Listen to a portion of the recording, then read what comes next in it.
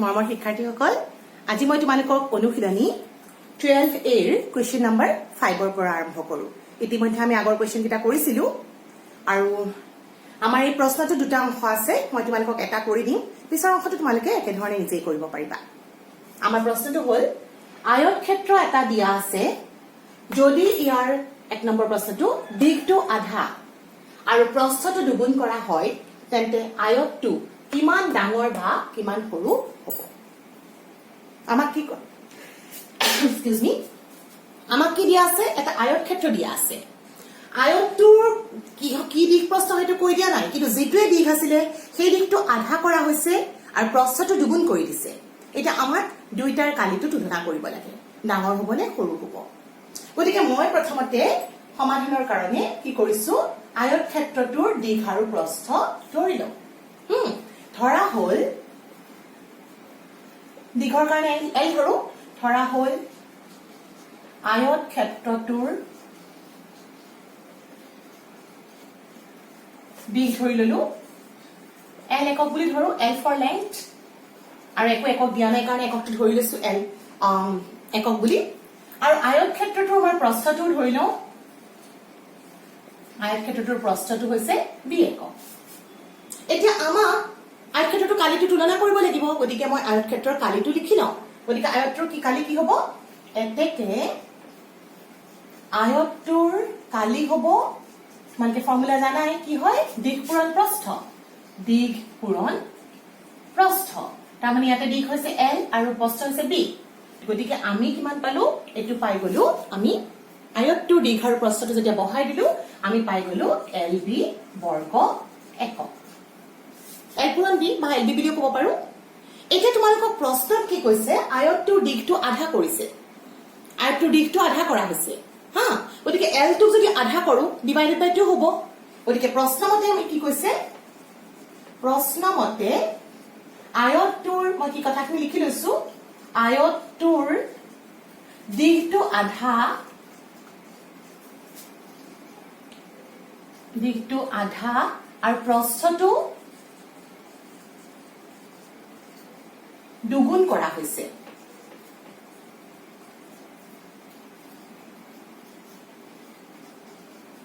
হয়নে?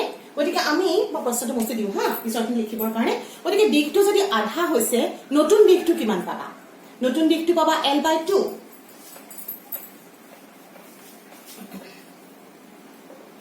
এতিয়া মই এতিয়া নতুন দিশটো লিখি লওঁ। নতুন দিশটো হৈছে কি, এতেকে আয়তক্ষেত্ৰটোৰ নতুন দিশ, তাৰমানে যেতিয়া তুমি আধা কৰিলা, নতুন দিশ কিমান হ'ব, হ'ল এল বাই 2 একক, কাৰণ আধা কৰিছে আৰু প্ৰস্থটো দুগুণ কৰিছে। গতিকে আয়তক্ষেত্ৰটোৰ নতুন প্ৰস্থটো হ'ল টুৱাইচ বি, দুগুণ কৰিছে একক। গতিকে তোমালোকে এতিয়া যেতিয়া এইটো আয়তৰ কালিওটো দিশ কিন্তু প্ৰস্থই হয়। গতিকে ইয়াতে তোমালোকে কি পাবা, এতেকে আয়তক্ষেত্ৰটোৰ কালি কিমান পাবা এইটো লিখি দিয়া। এতেকে আয়তটো, নতুন আয়তটো বুলি লিখো হা, নতুন আয়তক্ষেত্ৰটোৰ কালি কিমান পালো, দিশ পূৰণ প্ৰস্থ, আকৌ সূত্ৰটো লিখা নাই আৰু, তাৰমানে পালো দিশ হ'ল এল বাই 2 ইনটু দিছ বৰ্গ একক হ'ল। এতিয়া এইটো বৰ্গ এককত 2 আৰু 2 কাটা গ'ল, তাৰমানে আল্টিমেটলি কি থাকি গ'ল, এল বি বৰ্গ একক। তোমালোকে দুইটাৰ কালি উলিয়ালা। আমাক প্ৰশ্নটো কি আছিলে, আয়তক্ষেত্ৰটোৰ কালি কিমান ডাঙৰ বা সৰু হ'ল। তোমালোকৰ এই ক্ষেত্ৰত দেখিছা, আগৰটোৰ কালি যি আছিলে পিছৰটোৰ কালিও একে পালা মানে সমানে থাকিল। তাৰমানে আমাৰ উত্তৰটো হ'ল আয়তটোৰ কালি, নতুন আয়তক্ষেত্ৰটো আৰু পুৰণা আয়তক্ষেত্ৰটোৰ কালিৰ কোনো সলনি নহল। মই উত্তৰটো লিখি দিওঁ।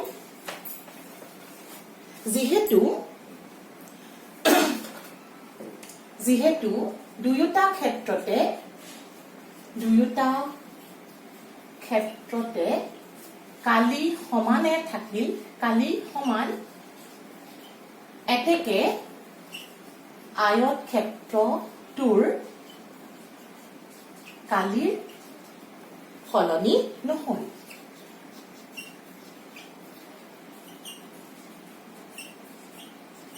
এইটোই হ'ল তোমালোকৰ উত্তৰ সলনি হোৱা হ'লে বেলেগ হোৱা হ'লে আমি কিমান গুণ বাঢ়িলেহেঁতেন সেইটো কথা লিখি দিলো হয় হ'ব গতিকে আমি কি কৰিলো এইটো তোমালোকে নিশ্চয় ধৰিব পাৰিছা এবাৰ মই তোমালোকক নেক্সট কুৱেশ্যনটোলৈ যাওঁ তোমালোকৰ নেক্সট কুৱেশ্যনটো মই চাই লৈছো দেই এক মিনিট কুৱেশ্যনটো চাইছো ওকে তোমালোকক দিয়া আছে ইয়াতে এটা লেফাফাৰ যোগ দিয়া আছে ওকে মই কুৱেশ্যনটো প্ৰথমতে লিখি লওঁ হা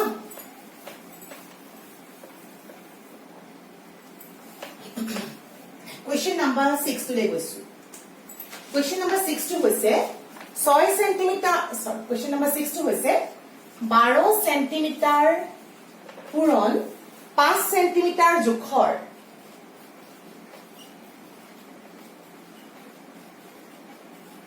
লেফাফা এটাৰ পিঠি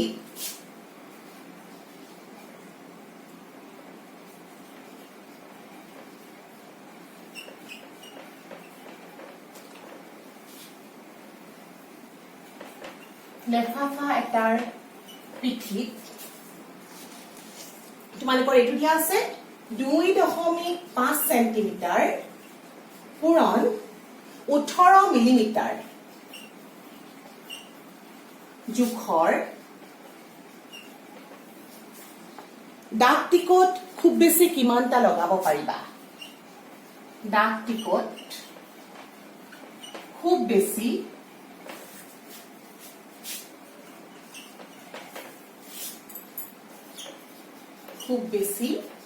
কিমানটা লগাব পাৰিবা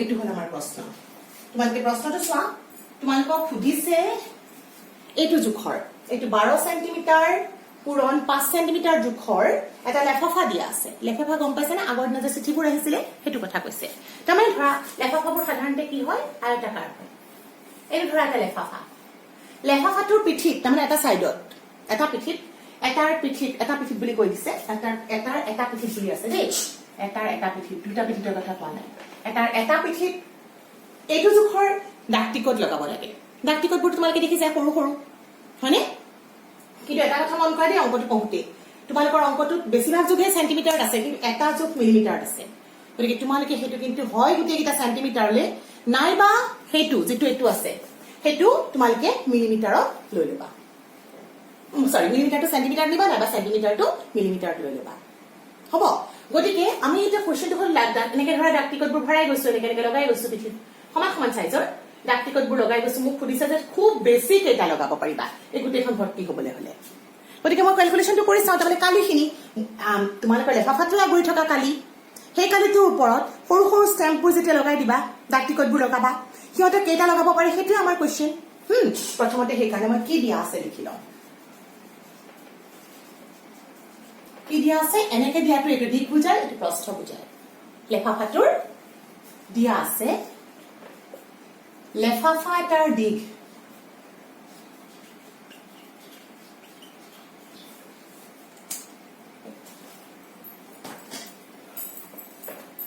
দিয়া আছে তোমালোকৰ লেফাফা এটাৰ দিক দিয়া আছে 12 সেন্টিমিটাৰ মই মিলিমিটাৰলৈকে লৈ যাওঁ দিয়া কাৰণ মিলিমিটাৰলৈ পূৰণ কৰিলে হয় দশমিকটো উঠি যাব সেই কাৰণে মই মিলিমিটাৰলৈ লৈ গৈছো তাৰমানে 12 মিলিমিটাৰ মানে 12 সেন্টিমিটাৰ মানে কি দহৰে পূৰণ কৰি দিয়া তাৰমানে 12 পূৰণ 10 120 মিলিমিটাৰ আৰু লেফাফাটোৰ প্ৰস্থটো কিমান প্ৰস্থটো হৈছে 5 সেন্টিমিটাৰ 5 সেন্টিমিটাৰ গতিকে 5 সেন্টিমিটাৰৰ তুমি যদি মিলিমিটাৰ লৈ যোৱা 5 পূৰণ 10 তাৰমানে 50 মিলিমিটাৰ এটা হলে পূৰণ কৰা স্টেপটো লিখা নাই আৰু ধৰিবটো পাৰি চাই এতিয়া মই লেফাফাটোৰ কালি উলিয়াই লওঁ এতেকে লেফাফাটোৰ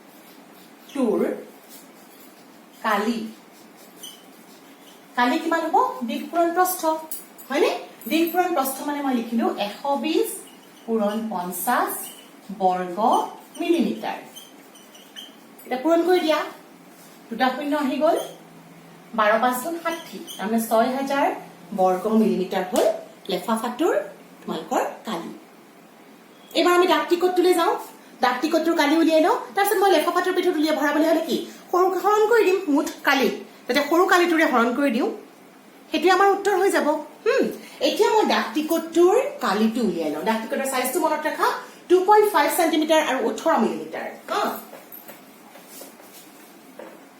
এইবাৰ মই লিখিছো ডাক টিকটৰ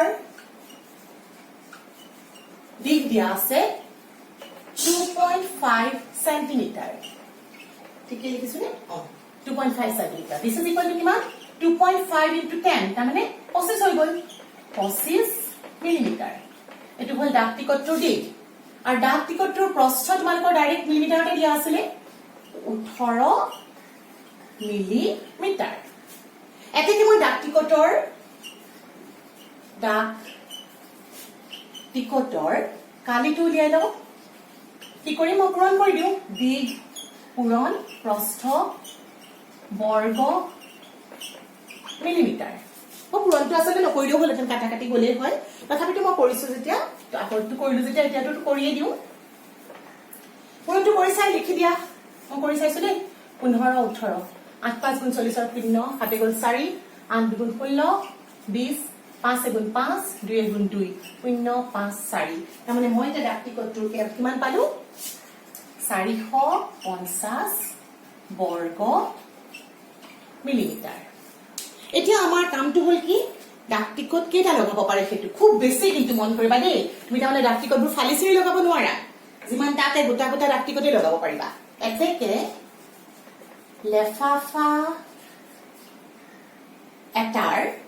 লেফাফাটোৰ এটা পিঠি লিখো। লেফাফাটোৰ এটা পিঠি দুইফালে লগোৱা নাইতো, সেইটো মেনশ্যন কৰি দিছো। লগাব পৰা ডাক টিকটৰ সংখ্যা। ডাক টিকটৰ সংখ্যাটো মই উলিয়াব লাগিব। কিমান? মুঠ কালিক মই হৰণ কৰি দিম 450ৰে। আমাৰ মুঠ কালি আছিলে 6000। 6000 হৰণ 450। সৰু সৰু আছিলে নহয়। তোমালোকে ঘৰ বনোৱাৰ দৰে কেইটা ইটা লাগিব বুলি ক'লে কি কৰিবা? মুঠ ৱালখনত যেটা ইটা দি বনাইছা, মুঠ ৱালখনৰ কালিক তুমি ইটাৰে হৰণ কৰি দিয়া, কেইটা ইটা পাই যাবা। একে কথা। 0 0 কাটি গলো। 15ৰে কাটিলো 3 15 4 গুণ 60 0। তাৰপিছত মই 40ৰে হৰণ কৰিব লাগিব 13। পুৰাকে হৰণ নাযায় 3ৰে। 3 গুণ 3 থাকি গল 1 3 3 গুণ 9 থাকি গল 1 দশমিক বিন্দু দিলো 3 ইমানটা। কিন্তু মোকটো 13.13 মইতো কৈছিলো ফালি লগাব নোৱাৰিম। সেইকাৰণে কিমানটা হ'ব? এপ্ৰক্সিমেটলি প্ৰায় 13টা। বা দৰকাৰ নাই, ডাইৰেক্টলি 13টা বুলি লিখি দিয়া। প্ৰায়টো কিয় লিখিব লাগে? কাৰণ গোটা কিমানটা বুলি সুধিছে নহয়, সেইকাৰণে মই লিখিলো কিমানটা। তেনেহলে মই পিঠিত হেৰিয়া লগাব পাৰিম, ডাক টিকট লগাব পাৰিম 13টা। হৈছে? এইটো হৈছে তোমালোকৰ এইটোৰ সলিউশন। এতিয়া মই তোমালোকক আৰু এটা প্ৰশ্নৰ উত্তৰ কৈয়ে দিওঁ। কুৱেশ্যন নম্বৰ 7 টো। কুৱেশ্যন নম্বৰ 7 টো হৈছে তোমালোকৰ একটিভ। মই কুৱেশ্যনটো লিখি লওঁ দেই। 7 নম্বৰ প্ৰশ্নটো। এটা বৰ্গৰ কৰ্ণৰ দিক। এটা বৰ্গৰ কৰ্ণৰ দিক তোমালোকক দিয়া আছে 20 মিটাৰ। কুৱেশ্যনটো হৈছে বৰ্গটোৰ কালি কিমান? বৰ্গটোৰ কালি কিমান? যদি তোমালোকৰ সূত্ৰ মনত আছে একদমেই ভাল, পটাপট কৰি যাব পাৰিবা। গতিকে তোমালোকক কালি লাগিলে তোমালোকৰ দিক লাগে। আৰু কৰ্ণৰ দিক দিয়া আছে। মই প্ৰথমতে বৰ্গটোৰ দিক এটা ধৰি লওঁ। ধৰা হল বৰ্গটোৰ এটা বাহুৰ দিক